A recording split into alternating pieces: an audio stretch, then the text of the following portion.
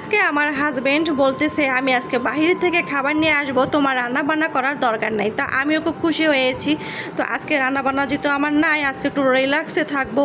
ও মা, কী হয়েছে কাণ্ড যে নিয়ে আসছে কাচ্চি, এটা আমি খেতেই পারি নাই, এত পরিমাণে সুগন্ধ দিয়েছে আমি খেতেই পারি নাই। আর কাচ্চি কিংবা পোলাওয়ের মধ্যে যে হোটেলে কিংবা রেস্টুরেন্টে রান্না হয় এত পরিমাণে সুগন্ধ ইউজ করে, আমি ওটা খেতেই পারি না।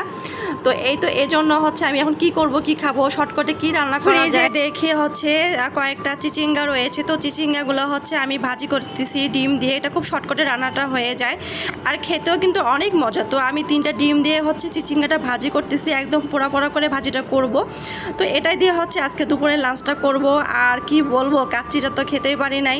তো যাই হোক, কি আর করার, কিছু করার নাই। তো এই তো দুপুরে লাঞ্চ করতেছি চিচিঙ্গা ভাজি দিয়ে ডিম দিয়ে, আর সঙ্গে কাঁচামরিচ নিয়েছি। আমার কাছে কেন জানি বাহিরের খাবার চেয়ে বাড়ির আলু ভর্তা ডাল দিয়ে হচ্ছে ভাত খেতে আমি বেশি তৃপ্তি পাই, আমার কাছে খুবই বেশি ভালো লাগে।